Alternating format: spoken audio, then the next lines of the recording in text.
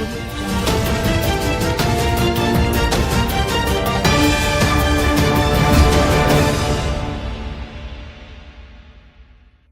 To waves media Telugu. Prathipadu నియోజకవర్గంలోని కొప్పరు ఎత్తిపోతల పథకం పునఃప్రారంభ కార్యక్రమానికి స్థానిక ఎమ్మెల్యే బి రామాంజనేయులతో కలిసి గ్రామీణ అభివృద్ధి కమ్యూనికేషన్ శాఖ కేంద్ర సహాయ మంత్రి డాక్టర్ పెమ్మసాని చంద్రశేఖర్ శనివారం ముఖ్య అతిథిగా విచ్చేశారు.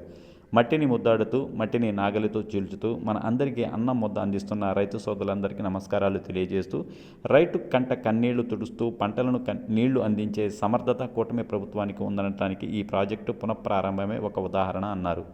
జగన్మోహన్ రెడ్డి హయాంలో అభివృద్ధి జరగకపోయినా ట్రాన్స్ఫార్మర్లు మాత్రం ఎత్తుకుపోయారు. ఆ రోజుల్లోనే నందమూరి తారక రామారావు అందరికీ సమన్వయం చేసుకుంటూ రైతుల ప్రజల అవసరాలను బట్టి ఆలోచించి ఎన్నో ఎత్తిపోతల పథకాలను అందుబాటులోకి తీసుకొచ్చారు. ఈ ప్రాంతంలో కూడా ఈ ఎత్తిపోతల పథకం సమస్యను కల్లూరి శ్రీనివాసరావు నా దృష్టికి తీసుకొచ్చారు. కేవలం 10 లక్షల నిధులు సమకూరిస్తే వేలాది మందికి ఉపయోగం ఉంటుందని మా దృష్టికి తీసుకురావటం, వెంటనే మేము స్పందించే అధికారులతో మాట్లాడి పనులు జరిపించడం కారణంగా ఈరోజు ఈ కార్యక్రమం ఘనంగా నిర్వహించామన్నారు. చివరి ప్రతి బస్తా వరకు కూడా కొనుగోలు చేసి ఎంత ఆలస్యమైనా సరే అధికారులు పూర్తి చేయాలని అధికారులతో ఆదేశాలు ఇచ్చారు. గడిచిన ఏడాదిన్నర సమయంలో రాష్ట్రంలో ఎన్ని ఆర్థిక ఇబ్బందులు ఉన్నా సరే ప్రజలకు ఇచ్చిన మాటకు చంద్రబాబు నాయుడు ఎక్కడా వెనకాడలేదన్నారు. ఎమ్మెల్యే బూర్ల రామాంజనేయులు మాట్లాడుతూ, ప్రజలు రైతుల గురించి పట్టించుకోలేని దుస్థితిలో జగన్మోహన్ రెడ్డి పాలన జరిగింది. మళ్ళీ రైతులు బాగు గురించి ఆ జగన్ మాట్లాడుతున్నారు. ఒక ప్రాజెక్టుకు 4,820 ఎకరాల నీరు ఇచ్చేటటువంటి ఒక ప్రాజెక్టుకి 15 లక్షల రూపాయలు ఇవ్వలేని స్థితిలో సాగిన జగన్ పాలన. అలాంటి జగన్ ఇప్పుడు రైతుల మేలు గురించి మాట్లాడితే రైతులు నమ్మే అంత స్థితిలో లేరని జగన్మోహన్ రెడ్డి త్వరలోనే గుంటూరు ఛానల్ పనులు కూడా పూర్తయి మన నియోజకవర్గానికి మేలుగు జరుగుతుందని తెలియజేశారు.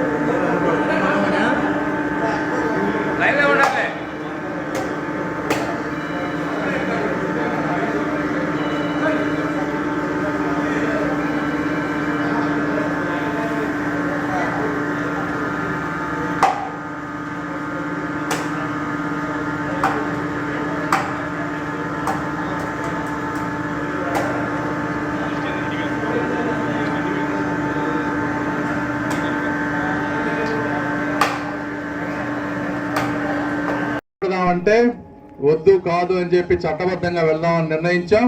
చట్టబద్ధంగా వెళ్తారు. అంబటి రాంబాబు గారికి తెలుస్తుంది ఇంకొకసారి అట్లా చేయకుండా ఉండడానికి. ఏదేమైనప్పటికీ నాకు లేట్ అవుతుంది, ఇంకా మాట్లాడాలి. మంచి అపూర్వమైనటువంటి స్వాగతం పలికారు. తప్పనిసరిగా ఎమ్మెల్యే గారు కానీ మేము కానీ మీ అందరికీ ఎంతవరకు చేయగలమో అన్ని విధాలుగా మీకు ఎప్పుడు రైతులకి అండగా ఉంటామని, వచ్చే ముందు కాలంలో రైతులు ఆదాయం పెరిగే విధంగా ఉండి, అంటే మళ్ళీ రైతులుగా ఉండాలి అనే విధంగా చేయాల్సిన బాధ్యత ప్రభుత్వాలపై ఉంది.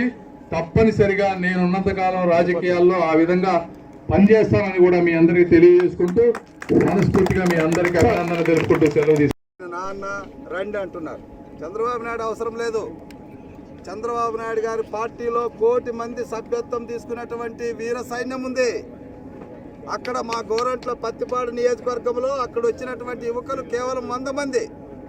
100 మంది కేకేస్తేనే తోక ముడిసి కారులో నుంచి పరిగెత్తిన నీవు చంద్రబాబు నాయుడు గారిని రమ్మంటావేంటయ్యా? చంద్రబాబు నాయుడు గారు వస్తే 100 అడుగుల దూరంలోనే గుండెకు చేస్తావు. నీవు మాట్లాడతావా?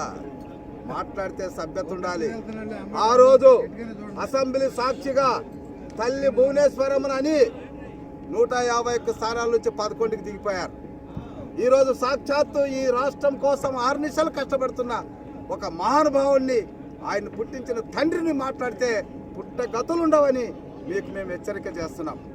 చంద్రబాబు నాయుడు అవసరం లేదు, చంద్రబాబు నాయుడు అనువాయిలు అవసరం లేదు. చంద్రబాబు నాయుడు పార్టీలో 1 కోటి మంది సభ్యులు ఉన్నటువంటి ఒక్క సభ్యుని టచ్ చేసి చూడు, ఏం జరుగుతుందో నీకు తెలుస్తుంది. ఖబర్దార్, నోరుందని ఇష్టం వచ్చినట్లు మాట్లాడదు. రేట్లు తగ్గినాయి, కొంతమంది నష్టపోయారు. ఇలాంటివి మళ్ళీ మళ్ళీ జరగకుండా ఎలా చేయాలో కూడా మేము అన్నీ చేస్తామని చెప్పి మీకు తెలియజేసుకుంటూ, అదేవిధంగా ఈరోజు మీరందరూ ఇప్పటివరకు చూశారో లేదో, అంటే రాజకీయాలు మాట్లాడకూడదు కానీ మాట్లాడాలి. ఇవాళ అంబటి రాంబాబు గారు మీరు చూశారో లేదో ఇప్పటివరకు గౌరవ ముఖ్యమంత్రి గారిని ఏ విధమైనటువంటి భాషతో మాట్లాడుతున్నారంటే, ఒక ముఖ్యమంత్రి 4 సార్లు ఈ రాష్ట్రానికి ముఖ్యమంత్రిగా చేసినటువంటి వ్యక్తి పూర్తి జీవితాన్ని సుఖ సంతోషాలకు దూరంగా పొద్దున్న నుంచి రాత్రి 10 పండుకునే వరకు రాష్ట్రం గురించి తప్పించి వేరే ధ్యాస లేని ఒక ముఖ్యమంత్రిని ఈ విధంగా మాట్లాడాడు అంటే అసలు నిజంగా ఆశ్చర్యం వేస్తోంది, ఎంత బరితెగింపు అని. అయితే ఒకటి, అంబటి రాంబాబు గారు ఇప్పటి వరకు మీరు చేసిన వరకు సహనంతో ఓపికతో భరించారు ప్రభుత్వం కూడా. ఈ రోజు నుంచి మీకు నిజమైన సినిమా ఏంటో త్వరలో చూస్తారు. మీకు 24 గంటల్లో మీకు ఎలా ఉంటుందో తెలుస్తుంది. అది ఆ ట్రీట్మెంట్ ప్రతి ఒక్క ఎవరైతే ఈ విధంగా బరితెగించి మాట్లాడేవారో వాళ్ళందరికీ కూడా ఒక గుణపాఠంగా ఉండబోతుందని కూడా మీ అందరికి నేను తెలియజేస్తా ఉన్నాను. వస్తువులకి మార్గదర్శనం చూపితే మన నియోజకవర్గం నుంచి కూడా దాదాపుగా 3,000 మంది మహిళలు వచ్చారు, మన నాయకులందరూ తీసుకుని వచ్చారు, వాళ్ళందరికి చూపించాం. అందులో ప్రతి ఒక్కరు అడుగుతున్నారు, మేము కూడా అలాంటి వస్తువులు తయారు చేస్తాం, మాకు కూడా అవకాశం ఇవ్వండి అని. కాబట్టి నేను ఇక్కడ ఉన్న మా సోదరులందరిని అడుగుతున్నా, మన ఇంట్లో ఉన్నటువంటి చెల్లి అక్క ఎవరో ఒకరిని మీరు ఖచ్చితంగా ఎంటర్‌ప్రెన్యూర్ వైపు ప్రోత్సహించండి. వాళ్ళకు ఒక తమ్ముడుగా లేదా ఒక అన్నగా వాళ్ళకి అండగా ఉండి వాళ్ళు చేస్తున్న పనిని కల్పించే విషయంలో, ఎందుకంటే చదువుకున్న వ్యక్తికి ఇక్కడ పనిచేసి కలెక్టర్గా రిటైర్డ్ అయినటువంటి వ్యక్తికి మీరు ఆశీర్వదించారు, రత్తయ్య గారు దీవించారు. ఆ దీవెన మీ ఆశీర్వాదాలు ఊరికే పోకూడదు. ఏదైనా ప్రతిరోజు కూడా మీ గురించి ఆలోచించి కార్యక్రమాలు అమలు పరుస్తాం. నాకు ఏదైనా ఇబ్బంది అయితే నాకు చేదోడు వాదోడుగా ఏది అడిగినా ఢిల్లీకి రా చూద్దాం చేసేద్దాం అంటాడు. ఎందుకంటే ఆయనకు ఒక పెద్ద మిషనరీ ఉంది, దానికి సంబంధం ఏమి ప్రాబ్లం లేదు, డబ్బుల విషయంలో కంగారు లేదు. ఇంకా ఏమైనా అంటారంటే నీకేమైనా టికెట్ ప్రాబ్లం అంటే చెప్పు ఇక్కడ బుక్ చేసేస్తానంటాడు. ఇంకా అంత ఏం లేదు సార్, ఇంకా పరిస్థితి బాగానే ఉంది అని చెప్తాం. సో అలాంటి మంచి వ్యక్తి మనకు ఉన్నారు కాబట్టి ఈ 3 సంవత్సరాల్లో రత్తయ్య గారు ఏదైతే ఆయన చేయగలిగిందంతా చేశారు. ఇక చివరికి ఏదైనా మిగిలిపోయి ఉంటే అవన్నీ కూడా 3 ఏళ్లలో చేసుకుందామని మనం చేసుకుంటూ సెలవు తీసుకుంటూ ఇప్పుడు ఈరోజు మీరందరూ చూశారు అంబటి రాంబాబు గారు ఏ విధంగా ఒక రాష్ట్ర ముఖ్యమంత్రిపై 4 సార్లు ముఖ్యమంత్రి 50 సంవత్సరాల తన పూర్తి జీవితాన్ని సమాజ సేవ కోసం పొద్దున నుంచి పండుకునే వరకు వేరే ఆలోచన అంటూ లేకుండా రాష్ట్రం కోసం తన పూర్తి జీవితాన్ని త్యాగం చేసినటువంటి వ్యక్తిని సభ్య సమాజం తలదించుకునే విధంగా ఈ విధంగా ఇటువంటి బూతులు మాట్లాడుతూ ఉన్నారంటే ప్రజలందరూ కూడా అర్థం చేసుకోవాలి. ఈరోజు కార్యకర్తలందరూ కూడా విపరీతంగా రగిలిపోతూ ఉన్నారు. అంబటి రాంబాబు గారి ఇంటి మీదకి వెళ్దామని చెప్పి మొత్తం కోరుకున్నా కూడా సంయమనంతో వాళ్ళు చేసినటువంటివి మళ్ళీ మేము చేయకూడదనే ఒకే ఒక ఉద్దేశంతో ఈరోజు ఆ కార్యక్రమాన్ని ఆపాం మేము. అయితే రాంబాబు గారు మీరు గుర్తుపెట్టుకోండి, చట్టం అనేది ఒకటి ఉంటుంది.